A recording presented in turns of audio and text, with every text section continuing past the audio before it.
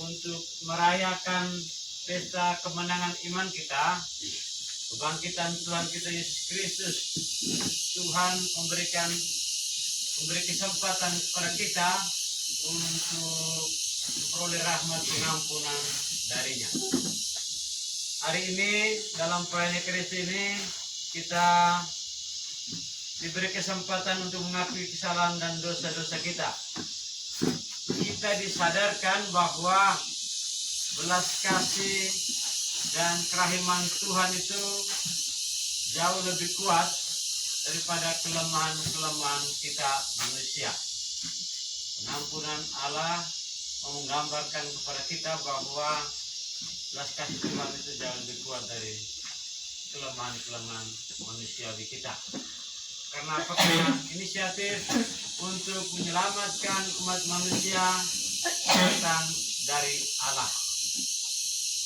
Sejak zaman perjanjian lama, ketika umat Israel mengingkari janji-janjinya, Allah selalu berinisiatif untuk menyelamatkan mereka,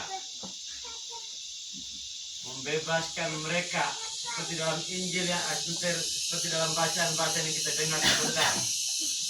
Allah berinisiatif untuk menyelamatkan orang Israel dari perbudakan Babilonia ketika mereka dibuang ke Babel. Begitu juga dalam Injil, Yesus datang sebagai penyelamat dengan mati di kayu salib untuk membebaskan kita dari dosa-dosa kita.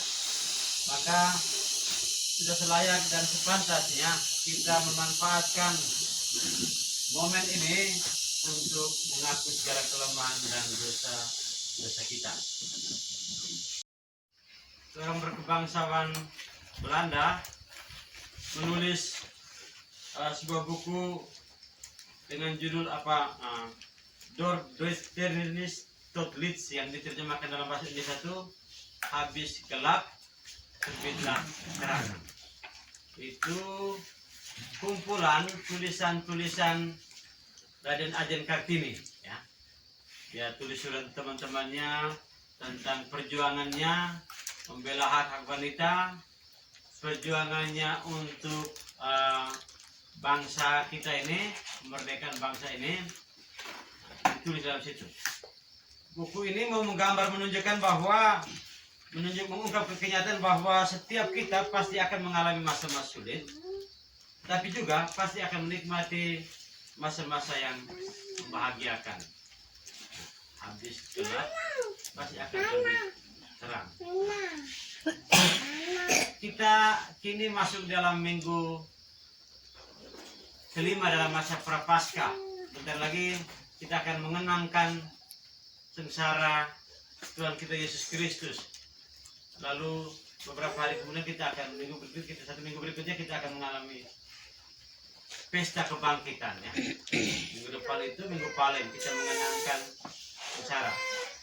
Minggu berikut lagi itu Paskah, kebangkitan. Jadi sengsara akan mengalami terakhir akan kebangkitan. Gelap habis terang, ya. Bacaan-bacaan suci hari ini hampir membicarakan tema ini, ya, bahwa penderitaan itu selalu mendahului rahmat. Kebahagiaan itu selalu didahului dengan penderitaan. Yeremia mengungkapkan dalam bacaan pertama tadi tentang Allah yang mau memperbaharui janji. Membuat janji yang baru lagi dengan orang Israel. Karena apa? Karena janji yang lama itu mereka sudah langgar. Allah tidak murka kepada mereka, tidak membinasakan mereka, tapi buat janji baru. Supaya janji baru itu isinya apa? Bahwa Dia mau tinggal dalam hati kita, supaya kita dibebaskan dari dosa. Ya, dikatakan di akhir tadi bahwa sebab aku akan mengampuni kesalahan mereka dan takkan lagi mengingat dosa-dosa mereka. Terlebih ada dalam hati. Jadi ini menggambarkan inisiatif Allah.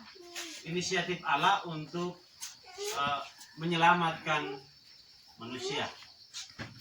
Lalu Tuhan itu menyelamatkan bangsa Israel. Dan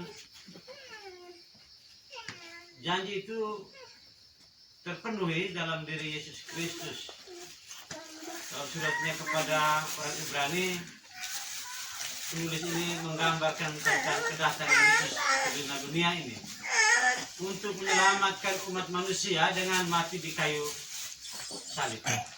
Pengorbanan Yesus untuk menyelamatkan kita manusia. Dan dalam Injil Yohanes kita dengar ada percakapan antara Nikodemus, Filipus dan Andreas, dengan Yesus ketika mereka datang kepada Yesus bilang, ada orang-orang yang mau bertemu dengan engkau.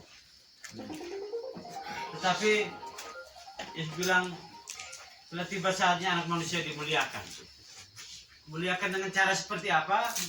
Dengan seperti biji gandum ya, yang jatuh ke tanah, mati supaya menghasilkan buah. Kalau dia tidak jatuh, dia tidak akan menghasilkan buah. Ini menyatakan tentang bagaimana Yesus harus mati. Mati dengan cara tadi disalibkan. Supaya apa? Supaya menghasilkan banyak buah. Menyelamatkan semua umat manusia. Ada penderitaan, tapi juga ada keselamatan, kebahagiaan. Tapi kesempatan ini saya akan memetik 1-2 poin untuk kita tentang yang pertama tentang inisiatif Allah untuk menyelamatkan umat manusia ya. Bahwa manusia itu sejak ciptaan itu jatuh dalam dosa. Tiap kesempatan, tiap kondisi pasti memungkinkan kita untuk jatuh dalam dosa. Sementara sembahyang bisa membuat kita jatuh dalam dosa, ya. Sementara sembahyang tiba-tiba masuk dari hati bunyi, kita buka konsentrasi kita tidak. Ada kesempatan selalu jatuh dalam dosa, ya. Seperti bangsa Israel itu yang adalah bangsa pilihan, tapi juga sering jatuh dalam dosa. Bahkan mereka memberontak terhadap Allah. Tetapi Allah tidak pernah meninggalkan mereka. Bahkan Allah berinisiatif untuk memperbaharui janji itu, perjanjian dengan mereka, supaya mereka itu selamat. Demikian pun kita, ya, situasi kejatuhan dalam dosa yang sering kita buat bukan menjadikan kita itu manusia-manusia yang hina di hadapan Allah, tetapi sebaliknya, ya, Allah tetap membuka kesempatan, membuka ruang bagi kita untuk mengakui kesalahan-kesalahan kita. Saya katakan tadi, kasih dan kerahiman Tuhan itu jauh lebih besar daripada kelemahan kita. Kita jatuh dalam seperti apapun, kalau kita menyesal, Tuhan pasti akan mengampuni. Tentang kerahiman Tuhan itu kalau kita dengar dalam cerita Injil tentang anak yang hilang ya. Anak yang hilang, dia meninggalkan rumah bapa. Pertama dia minta apa yang menjadi haknya. Dia tinggalkan rumah bapa, ke tempat rantau. Dia habiskan harta dengan hidup berfoya-foya, jatuh dalam dosa. Tapi ketika dia menyadari keadaannya, dia kembali ke rumah bapa. Apa yang dia alami, dia berniat sampai ke rumah bapaknya itu supaya menjadi hamba di rumah bapaknya. Tapi bapaknya terima dia dengan tangan terbuka, merangkul dia, menyuruh hamba-hambanya mengenakan jubah yang terbaik, sepatu yang mungkin termahal dan lain sebagainya. Setelah itu buat pesta, sembeli anak domba buat pesta. Gambaran tentang kerahiman Tuhan. Anak kita yang rahim, besar sekali kerahimannya, jauh melampaui kelemahan manusia kita. Kalau Allah begitu mengasihi kita, berbelas kasih kepada kita, Nah, kita pun juga harus rela untuk mengakui segala kelemahan dan dosa-dosa kita. Ini kesempatan yang pas. Prapaskah adalah masa yang pas untuk mengakui segala kelemahan dan dosa-dosa kita. Tapi jangan mengaku dosa. Banyak orang mengaku dosa. Saya melanggar 10 perintah Allah dan 5 perintah gereja. Yang kau langgar itu apa-apa saja. Perintah 10 perintah yang langgar apa-apa saja. Pasti ada yang tidak dilanggar. Misalnya saya tidak, jangan membunuh. Nah, pasti dilanggar. Pasti kita dilanggar.